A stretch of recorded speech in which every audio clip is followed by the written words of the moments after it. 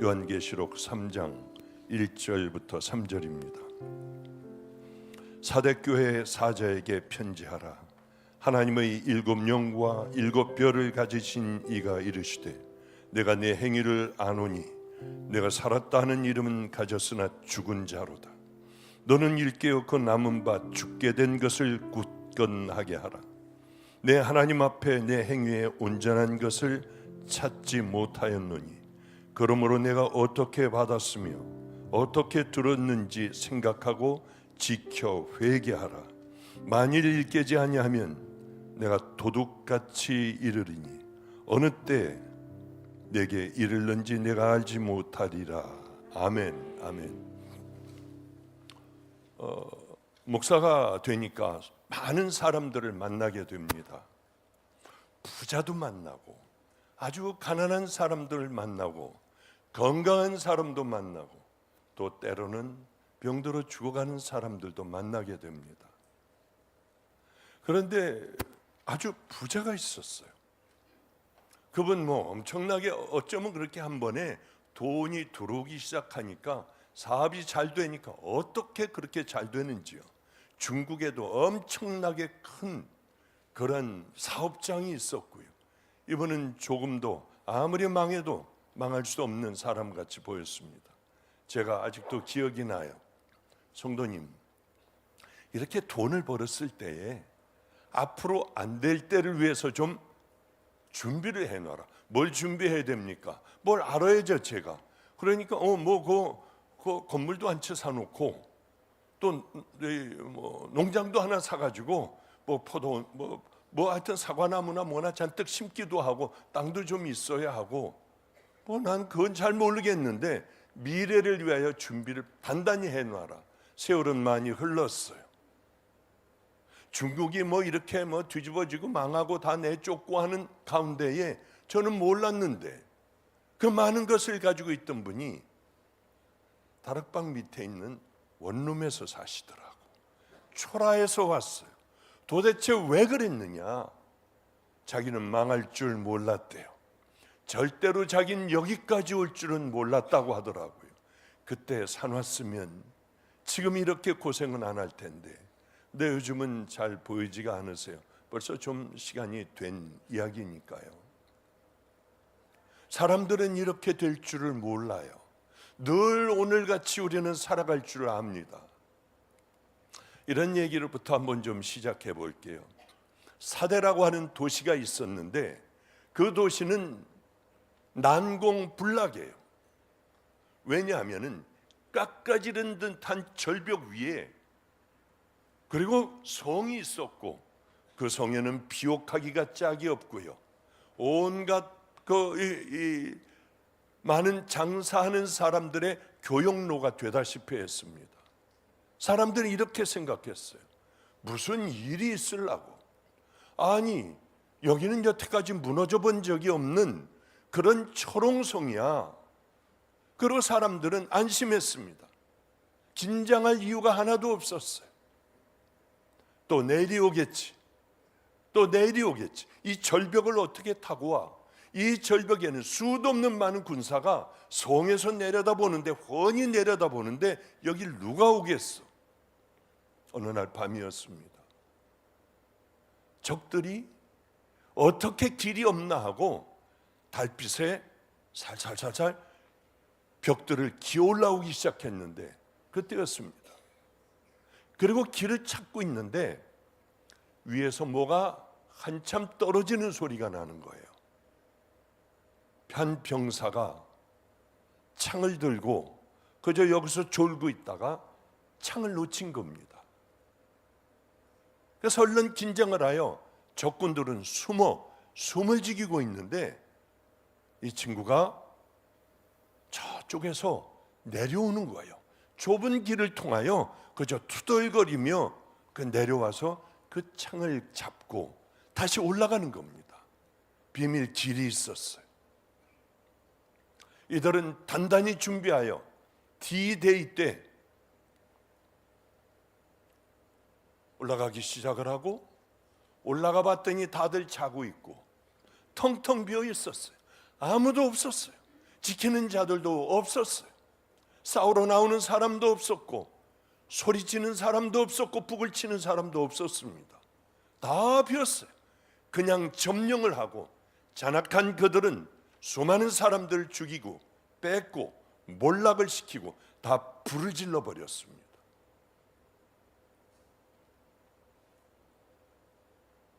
우리는 무너지지 않아. 절대 우린 무너질 수가 없어. 그러던 성이 무너졌어요. 그런데 더 놀라운 사실은 또 세월이 수도 없는 많은 세월이 흘러갔습니다. 그들은 다시 방심했어요. 여기에 또 올라오려고 예전에 그랬었대. 그들은 안심했어요.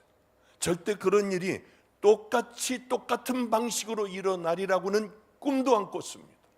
오랜 세월 그 기억만 가지고 있을 뿐이지 너무 오랜 세월 전이었기 때문에요. 적은 똑같은 길로 돌아와 이미 없애버린 그 길을 다시 놓기 시작을 하며 올라가 또다시 당한 거예요. 또다시 똑같은 방법으로. 저는 이렇게 세월이 흘러가면 모든 게 다 잊혀지고 고통스럽고 뼈아프던 기억들을 다 잃어버리는 게 인생이구나, 그런 생각을 하게 됩니다. 사대는 그래서 유명한 그런 곳이 되었어요. 여러분, 이런 전쟁은 아무것도 아니에요. 우린 6.25도 슬슬 잊혀져 가요. 우리가 지금 해야 할 건 정말 하나가 돼요. 국방을 튼튼히 하고 이스라엘보다 더 강한 아이언돔 만들어 놓고요, 누구도 우리를 건드리지 못하게 해야 하는데 우리는 왜 여기까지 와버렸는지 모르겠어요. 우리는 사대가 되지 않도록 여러분들 많이 기도해야 될 줄 압니다. 나를 위해서 열심히 기도하세요. 주여 사대가 되지 않게 하여 주시옵소서. 사대도 두 번째 당했어요. 우린 세 번 당하라는 이유, 이유가, 우리는 이유도 없어요. 쳐들어오면 어떻게 할까? 그런 생각을 하게 됩니다. 사람들은 다 안심을 해요. 노아 시대에도 소돔과 고모라 때에도 바로 1분 전까지 아무렇지도 않았습니다. 비가 내리기 시작을 하고 비가 오기 시작을 했어요. 시집가고 성경은 장가가고 먹고 자고 했다고 성경은 기록하고 있습니다. 바로 그 다음에 그런 일들이, 이들에겐 하나님의 심판은 조용히 갑작스럽게 많은 선지자를 통하여 주님은 말씀하시고 그 일은 바로 아무도 모를 때에 주님 그 일들을 다 만들어내셨어요. 심판을 하셨습니다. 오늘 참 두려운 말씀, 우리에게는 괴로운 말씀을 하세요. 여기에 사대교회가 세워진 거예요. 이런 튼튼한 배경을, 또 두 번이나 무너졌던 이 배경을 가지고 있는 사대교회에 성령님의 음성이 들렸습니다. 내가 내 행위를 아노니 살았다는 이름은 가졌으나 너는 죽은 자로다. 주님이 볼 때는 우린 다 살아 숨쉬고 교회도 나오고 찬양도 하고 울컥울컥하며 기도도 해요. 주님이 보실 때에 예배 분위기 말고요, 박보영 목사에게 뭐라 하실까? 각자 여러분들의 이름을 부르며 주님은 뭐라고 하실까? 이게 굉장히 중요한 것 아니겠습니까? 남의 이름이야 뭔 상관이에요? 박보영 목사 이름을 부르건 말건 여러분에게 무슨 상관이에요? 가장 중요한 건 나와 내 자식들, 내 부모들, 우리 주님은 뭐라고 부르실까? 이것처럼 중요한 문제가 없잖아요. 그렇습니다. 내가 네 뭘 보고 안다?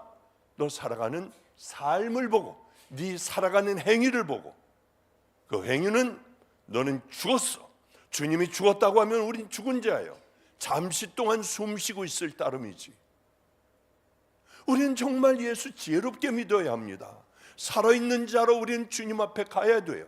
이미 이 땅에 있을 때 죽어 쓸데없는 자들, 아무리 교회에 나와 주여 주여 불러도 쓸데없는 자들로 있으면 안 돼요. 백날 그렇게 해봐야, 주님 앞에 가봐야 우린 죽은 자예요. 그러면 어떻게 해야 그럼 살아날까? 우리 영혼이 어떻게 깨어날까? 오늘 그 문제를 가지고 여러분하고 좀 말씀을 좀 나눠보기로 합니다. 2번이나 허무하게 무너졌던 도시, 이 도시 위에 세워진 교회, 그 교회마저도 너는 살았다 하는 이름은 가졌어, 네 행위를 보니 넌 죽었어.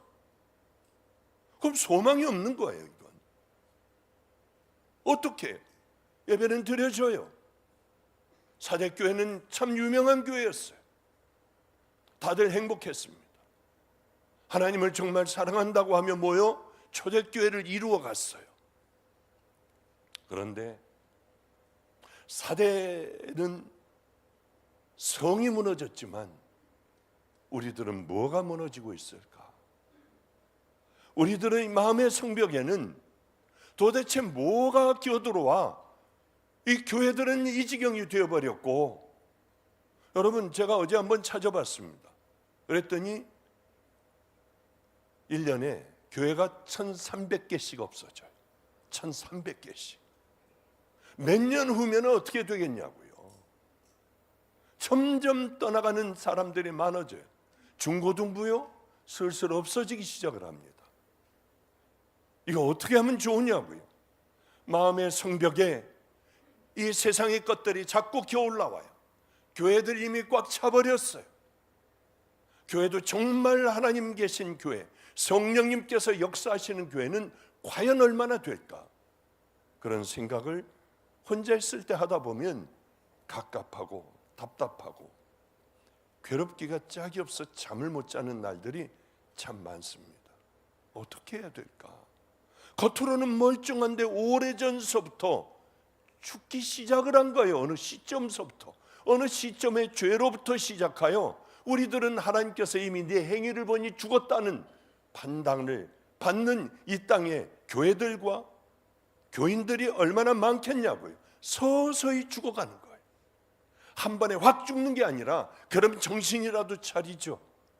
천천히 조금씩 물들며 우린 뜨거운 줄 모르고 죽어가는 개구리와 같이 서서히 죽어가는 거예요. 어느 순간이 되면 그때야 돌이키려 해도 찬스가 없잖아요. 왜 이런 세월을 넘어 오랜 세월을 왜 우리는 살아가야 하느냐는 거죠. 여러분 깨어나야 해요. 그렇지 않으면 우리도 동일한 사대교회와 동일한 죽은 자로 주님 앞에 설 수밖에 없지 않습니까? 사대교회는 여러분 아시다, 너무 많이 설교 들었지 않습니까? 절벽 위에 세워진 아주 비옥한 땅을 가지고 있는 그러한 단단한 요새 같은 그런 도시예요. 거기는 보석 가공도 또 이 옷들 이 직조들 이런 것들이 아주 화려하게 발달을 하여 수많은 교육들이 이루어지는 아주 부자 그런 성이었습니다. 다른 도시들처럼 힘센 나라들이 버티고 있어 와서 싸우고 전쟁이 있고 기근이 있고 그게 도무지 없는 그런 아주 살기 좋은 성이었죠. 사대에는 아무 문제 없었어요. 어떤 문제도 없었어요. 이게 문제였습니다. 우리는 배고프면 먹을 걸 찾아다녔어요. 목이 마르면 그저 어디건 가서 목을 축이려고 여기저기 물을 얻으러 다니기도 했었던 때도 있었습니다. 그래요. 이미 배불러 있고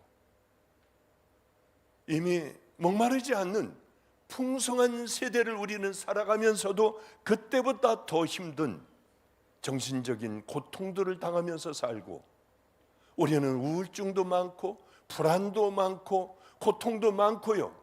많은 병들에 시달리며 어린 아이들이 이미 병든 채로 자라나고 있는 이 시대를 보면 참 괴롭기가 짝이 없더라고요. 이미 배불러요. 우린 간절하게 목마르지 않아요. 초대교회들은 목말랐어요. 하나님에 대하여 목말랐어요. 죽음이 내일 올지도 모르는 그때 그들은 신앙생활을 했습니다. 아프리카에서 아버님이 이제 수천하시려고 하니까 아프리카 우리 최북단에 저하고 함께 살던 아이가 먼저 뛰어왔어요. 이런 얘기 저런 얘기를 하고 있는데 너무 불쌍해. 그 땅에 있는 사람들은. 목사님, 우물 하나 파주실 수 있어요? 왜? 이제 물들이 모자라니까 자꾸들 우리 안으로 들어와 물을 달라고 해요. 거절할 수가 없잖아요. 그래서 물을 퍼주다 보니 여기 고아원이고 애들도 많이 있고 뭐 살아가는 사람들도 많이 있는데 우리도 물이 모자라요. 그러나 온 사람을 그대로 보낼 수는 없잖아요. 목사님, 우물 하나만 파주시면 마을 사람들 조금도 목마르지 않고 우리 다 마실 수 있도록 우물을 좀 파주세요. 제가 뭐라고 했을 것 같아요? 크게 얘기해봐요. 야, 우리 그 마가의 다락방은 다들 헌금하는 것 갖고 나가서 여기다 하지 말고 가서 손으로 열심히 하라 했더니 이제 말랐어. 그런데 우리에게는 든든한 백이 하나가 있어요. 뭐냐면 여러분들 염소 좀 사주세요. 그러면 염소를 사주시면 이 염소의 애들은 젖을 먹고 영양분을 얻고, 여러분 이 아이들은 살을 찌고 돈이 없을 땐 이 아이들을 팔아 병원비도 하고 할 수 있어요. 그러니까 염소 한두 마리가 아니라 우리 한 10마리, 5마리 확 사가지고 한 집을 주면은 이게 3번인가 1년에 3번인가 이게 염소 새끼들이 나오니까 여러분 염소를 사주십시오. 그랬더니 성도들이 얼마나 염소에 대하여 헌금들을 하는지요. 막 쓰고 있어요. 이번에 극심한 가뭄이 와 북쪽이 다 죽어가기 시작을 했어요. 그걸 열어놔 버렸어요. 얼마나 신이 나는지요. 얼마나 행복한지요. 필요한 선교사들은 다 가져가. 누구든지 와서 다 가져가. 그래서 그냥 양식을 사가지고 얼마나 많이들 그렇게 나눴는지요. 너무나 감사하게 염소 돈이 남아 있는 거예요. 야, 그걸로 해줄게. 그뿐만이 아니라 우리 그래도 남으니까 더 북쪽으로 들어가. 네가 눈으로 보며 여기는 비참하구나, 여기는 정말 구정물을 먹는구나, 빨리빨리 돌아다니며 그곳을 찾아. 우리가 거기 다 물들을 트는 거야. 여기 요즘 왜 이러는지 꼭 충청도에 와서 집회를 하는 것 같아요. 그래요. 이 목사는요, 반응을 해줘야지 신나는 거예요. 아멘, 할렐루야. 이렇게 목마른 사람들은 체면이고 뭐고 없이 돌아와서 뭐라고 하건 간에 물 좀 달라고 하고 물 퍼가는 거예요. 목마른 사람들은 그래요. 그런데 우리는 이미 배불러 버리면 하나님 앞에 구할 것도 없어요. 간절하지도 않아요. 해봐야 믿음이 없으니까 안 될 것 같아요. 이 시대가 그런 시대가 된 것 같아요. 애굽에서 노예를 하고 노예 생활을 하던 그들을 모세가 끌고 나왔습니다. 그런데 이들은 늘 불평, 원망하고 음란하고 이방신들을 섬기니 하나님께서 너희들은 40년간 광야에서 돌리라. 이들은 광야에서 도는 거예요. 그런데 이제 가나안 땅에 거의 들어가게 됐습니다. 모세는 마지막 설교를 해요. 그럴 때 이런 설교를 합니다.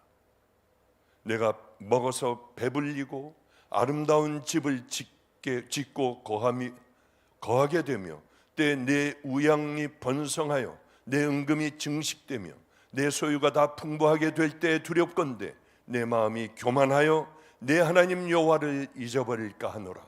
여호와는 너희를 애굽 땅 종이 되었던 집에서 이끌어내시고, 그래요, 너희들 이제 큰 문제가 있어. 가난할 때, 힘들 때, 광야 생활할 때, 먹을 게 없을 때, 물이 없을 때, 태양에 타 죽을 것 같을 때 하나님은 구름 기둥을 만드시고, 밤이면 추워서 죽어갈 때에 하나님은 불기둥을 내려주시고, 너희들에게 만나와 메추라기를 주시고 반석을 깨뜨려 물을 너희들에게 내주셨다. 그런데 이제 가보니까 가나안 땅에 들어가니 황당하기가 짝이 없어요.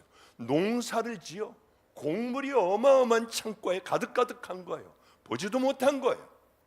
듣지도 못한 것들, 일들이 여기에서 일어나고 있어요. 가나안 땅에 꿀과 정말 꿀이 넘쳐 흐르고요, 젖들이, 동물의 젖들에서 젖들이 뚝뚝 떨어지고 있고요.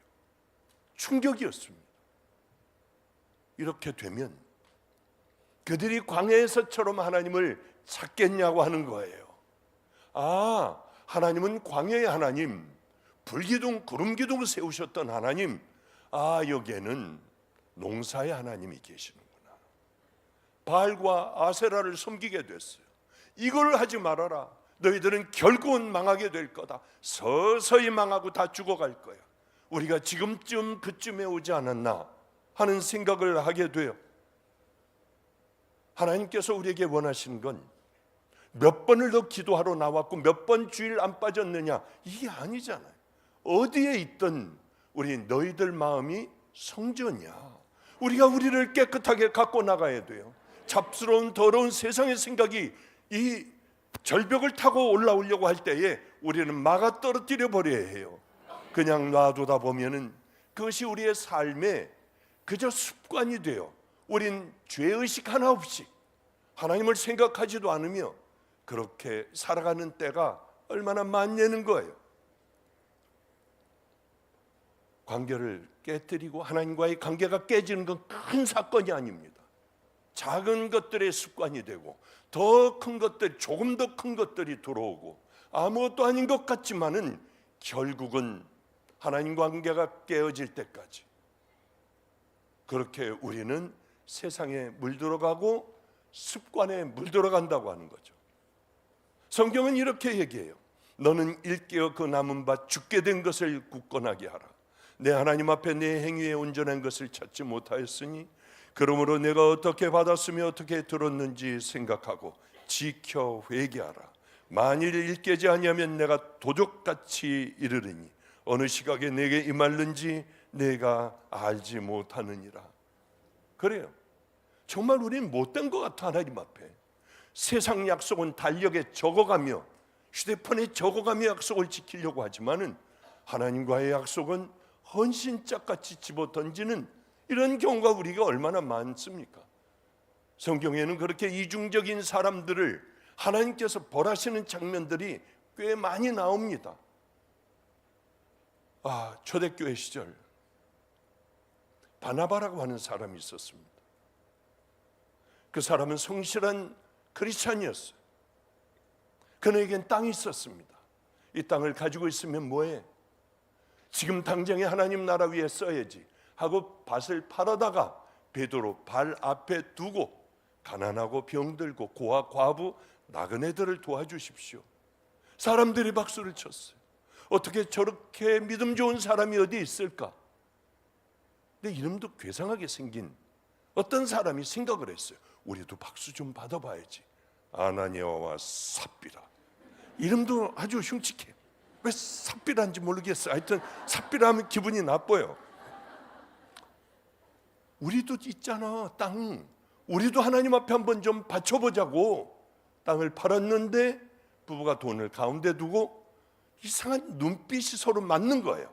음흉한 눈빛으로 서로 쳐다보는 거야. 뭐 과연 다 바쳐야 되겠어? 꼭? 이 눈빛이 오고 가며 결정을 했습니다. 반은 놔두자. 우리도 살아야 되지 않냐? 베드로에게 이미 가서 다 바치겠다고 했는데 반만을 가지고 아나니아가 베드로에게 갔어요. 문지방 넘어오지 마. 이게 다냐? 예, 답니다. 베드로가 이렇게 얘기를 해요. 베드로가 이르되 아나니아야 어찌하여 사단이 내 마음을 가득하여 내가 성령을 속이고 땅값 얼마를 감추었느냐. 땅이 기대로 있을 때는 내 땅이 아니며 판 후에도 내 마음대로 할 수 없더냐.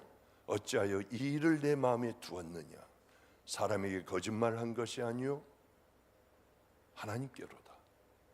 그 얘기가 끝나자마자 문지방에서 그냥 꽥한 것, 꽥소리를 내며 죽었어요. 아니, 성경에는 꽥은 없어요. 근데 죄송해, 꽥소리를 내면서 죽었어. 이때는 성령이 초대교회는 강력했을 때예요. 성령님을 두려워할 줄 알아서 지금같이 그냥 우습게 여기는 우리들이 아니라 그때는 강력하게 역사하여 하나님을 두려워하고 성령님을 두려워하던 때예요. 온갖 기적들이 다 일어나던 그때니까. 여러분, 베드로가 뭐래요? 왜 안 가져왔냐? 너 왜 다 가져오지 않았느냐? 이런 얘기 안 하잖아요. 그건 네 거야. 그건 네가 알아서 하는 거야. 근데 왜 두 마음을 품었느냐? 그 얘기예요. 절반만 제가 드리겠습니다. 그럼 아무렇지도 않아. 자기 돈으로 헌금하는 건데 누가 뭐라고 합니까? 근데 두 마음을 품었어요. 전부 드린 겉사람을 가지고 싶었어요. 그냥 거짓말을 했습니다. 그리고 한 3시간 후에 아내가 왔어. 이름도 이상한 삽비라가 왔어요. 그녀에게 마지막 기회를 주고 싶었어요. 이 땅 판값이 이것이 다냐? 삽비라는 아멘. 그 자리에서 또 꽥혔어요. 이 시대의 초대교회 같이 우리를 다루신다면 지금도 여기저기 꽥꽥꽥 얼마나 많은 사람들이 꽥꽥하겠냐고요. 그래요. 우리에게 중요한 게 있어. 남과 같이 되려고 하는 것. 그렇지는 못하면서, 속은 그렇지 못하면서 겉은 그렇게 보이고 싶은 것. 이게 우리에게 큰 잘못이에요. 우리 그 누나가 미국에서 왔기 때문에 어느 아파트, 게스트하우스의 아파트에 거기서 머물고 있었어요.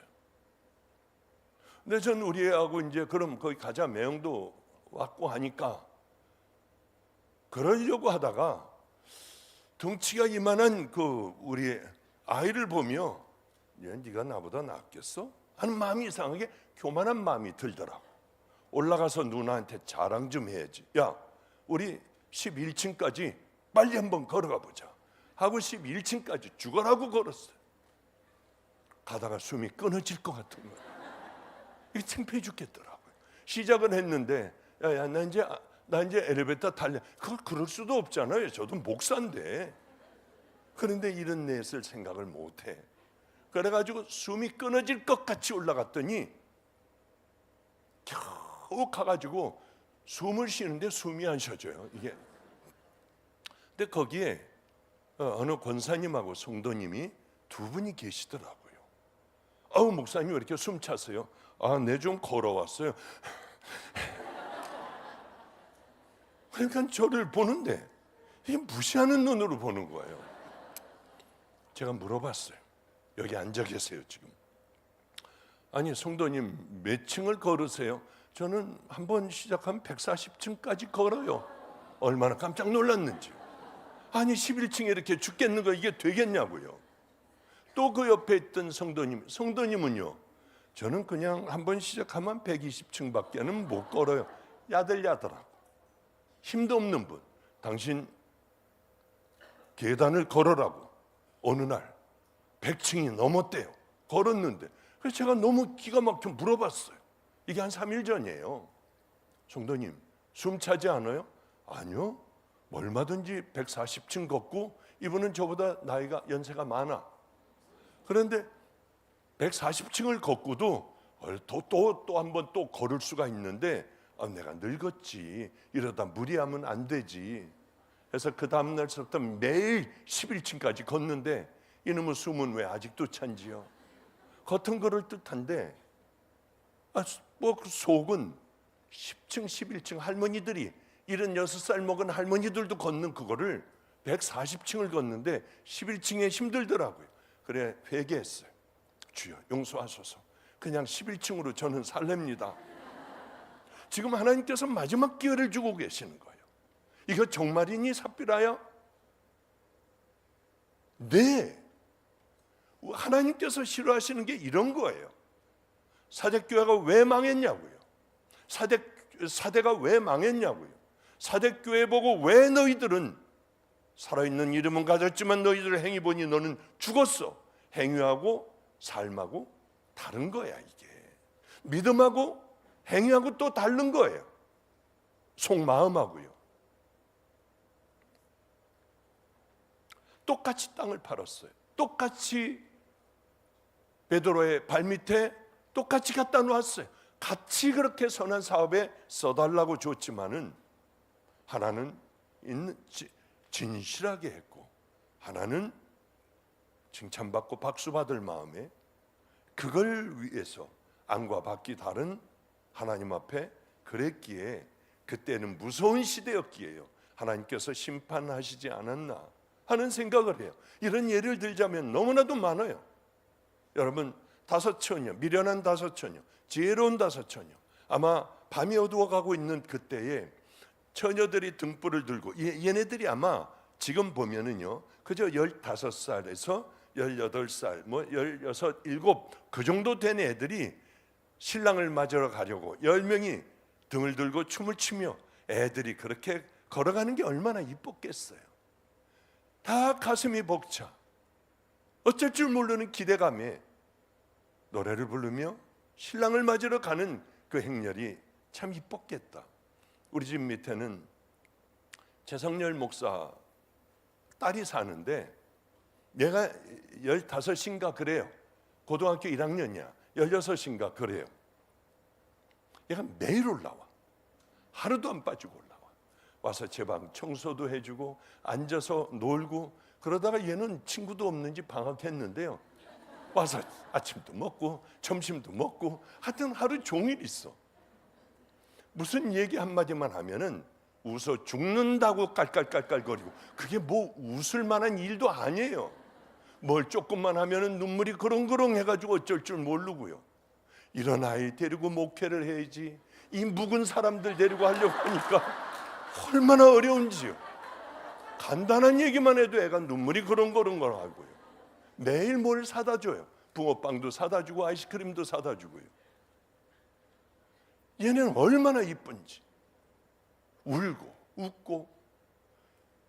그런데 바로 이런 아이들이겠구나.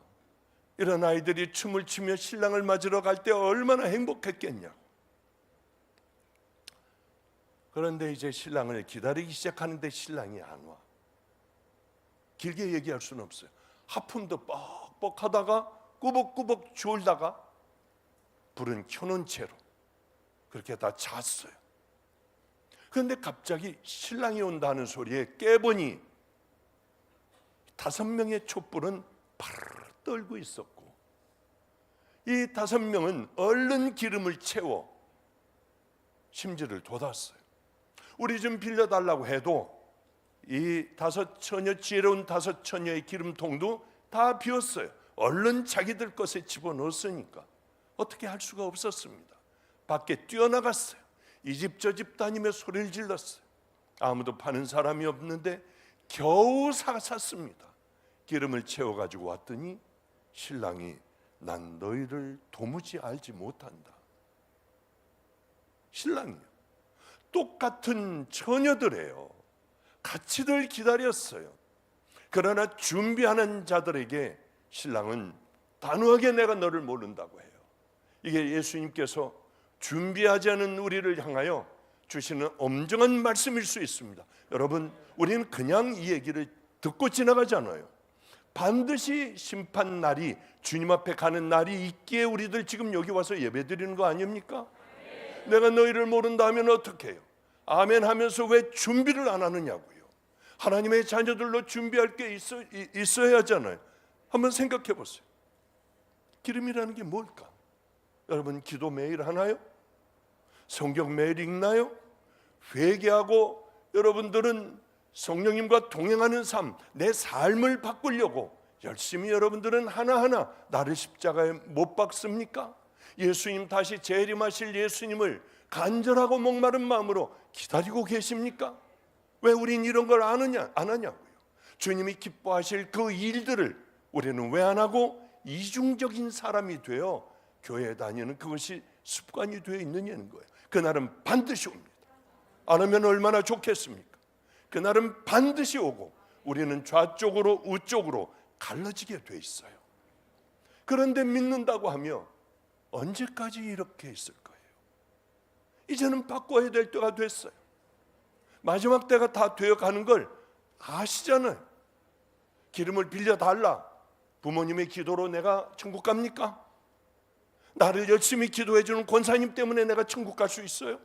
모자라는 거 더 해줄 수 있습니까? 그거 없어요.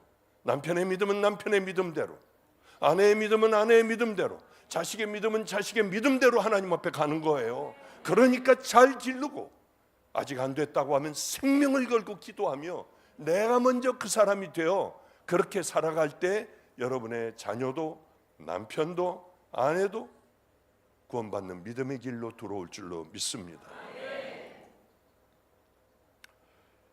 그렇기 때문에 제가 열심히 사람들이 틈나는 대로, 마가의 다락방도 사역자들 다 제 손 안에 있어요. 카톡 단톡방을 만들어 놓고 너 로마서 읽었어? 마태복음 5, 6, 7장 읽었어? 반드시 체크해요. 그거 안 하면 제가 난리 법석을 피워요. 계속 안 하면 잘라야죠. 다 들어오라고 하는 거예요. 자르려고 하는 게 아니라 정신 차리고 우리가 먼저 가자. 먼저 이 믿음의 길을 향해 걸어가고 마태복음 5, 6, 7장을 우리 삶에서 한번 좀 실천해 나가보자. 길등교회 사모들도 제가 다 해주고 있어요. 빠지면 안 돼.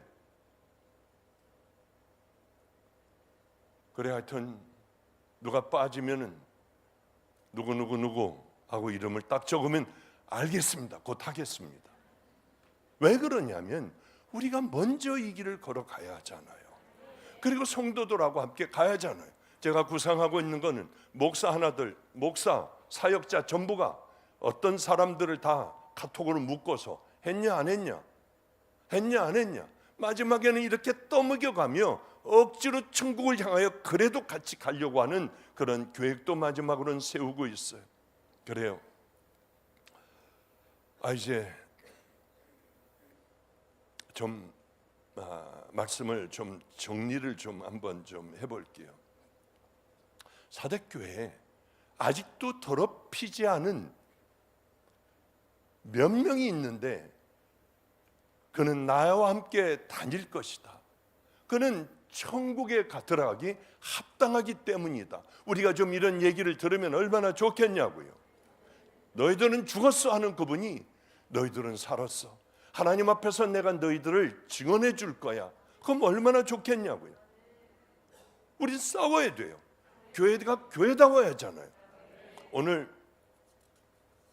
이런 카톡을 받았는데 참 재밌더라고요. 참 가슴이 뿌듯했어요.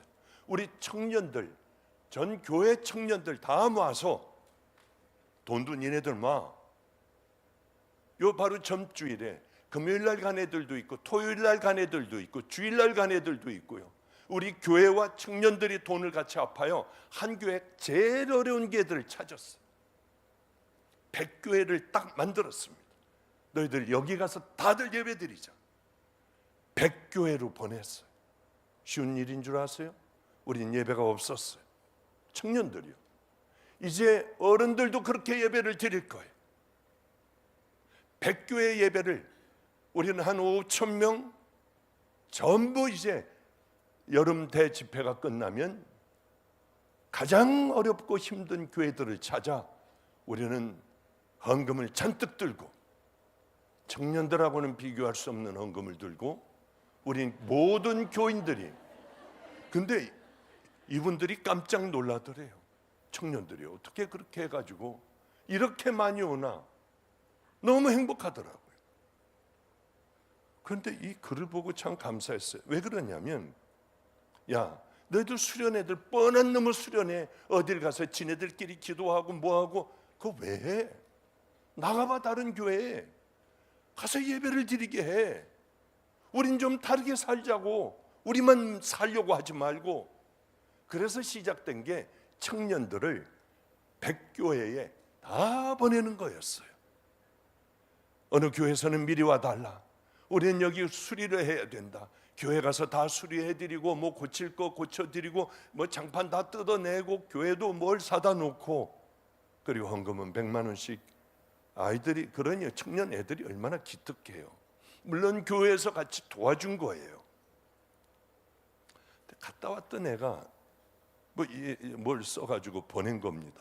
저희는 이번에 영월에 다녀왔습니다. 목사님 부부께서 매주 아이들에게 라면을 끓여주시며 외롭게 영월의 다음 세대를 섬겨오셨고, 매년 근처 교회와 연합해 20명 남짓 아이들과 여름 성경학교를 이어오셨습니다. 그런데 이번에는 그 2배인 50명의 아이들이 신청을 했다는 소식이 들려왔습니다. 기쁜 소식이었지만 한편으로는 걱정이 몰려왔어요.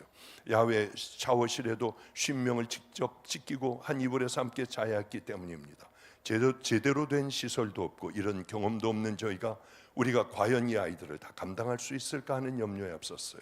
하지만 캠프 당일 저희 걱정과는 달리 아이들은 작은 성전을 가득 메운 채 기뻐 뛰며 예수님을 찬양했어요. 그 모습에 저희도 걱정을 내려놓고 온전히 아이들과 함께 할 수 있었습니다. 마음의 변화는 야외 샤워실에서 아이들이 한 명씩 씻길 때 찾아왔습니다. 언제 이 아이들을 다 씻기나 하는 걱정으로 시작했는데, 때묻지 않은 아이들의 얼굴을 마주하는 순간 문득 이런 생각이 들었습니다. 내가 지금 예수님을 씻겨드리고 있구나. 지극히 작은 자에게 한 것이 곧 나에게 한 것이라 하신 말씀이 바로 이것이구나. 시설의 불편함부터 걱정했던 제 자신이 부끄러웠습니다. 저는 그저 예수님을 대하듯 세상에서 가장 정성스럽고 깨끗하게 아이들을 씻겼지요. 밤에는 아이들 곁에 누워 함께 잠을 청했습니다. 둘째 날 집회, 아이들이 부르는 보혈 찬양은 단순했습니다. 내 나쁜 생각, 나쁜 버릇, 나쁜 말 용서해 주세요. 예수님의 보혈로 깨끗하게 바꾸어 주세요.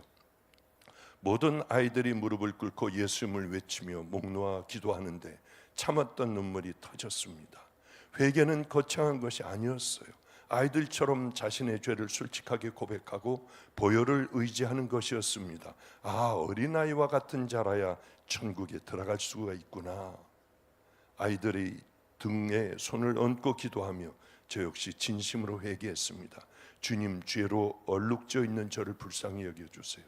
저도 아이들처럼 간절하게 회개하게 해주세요. 그리하여 용서받은 죄인의 삶을 살게 하소서. 마지막 날 축복의 찬양을 나누며 헤어지는데 아이들이 품에 안겨 울었습니다. 선생님 가지 마세요. 선생님, 우리 내년에 꼭 다시 만나면 안 돼요? 저희도 참았던 눈물이 쏟아졌습니다. 아이들의 눈을 닦아주며 저희는 이렇게 인사했습니다. 우리 지금은 헤어지더라도 서로 기억하며 꼭 기도하자. 떠나는 길, 아이들은 두 줄로 길게 통로를 만들었습니다. 삶의 자리로 돌아가는 저희를 향해 손을 흔들며 축복해 주었어요. 아이들이 만들어준 그 길을 지나며 저희는 하나님이 주시는 비할 데 없는 사랑과 위로를 경험했습니다. 영월에서 2박 3일은 하나님께서 저희에게 어린아이의 믿음이 무엇인지 직접 보여주시고 잃어버렸던 첫사랑을 회복시켜 주신 평생 잊지 못할 은혜의 자리였습니다. 섬기러 갔던 그곳에서 정작 가장 큰 은혜를 누리고 돌아온 것은 바로 저희 자신이었지요. 맞아요. 우리 이렇게 살아야 하잖아요. 힘들고 어려워도 꿋꿋하게 믿음의 길을 이렇게 걸어가야 하잖아요. 저는 이제 9월 초면은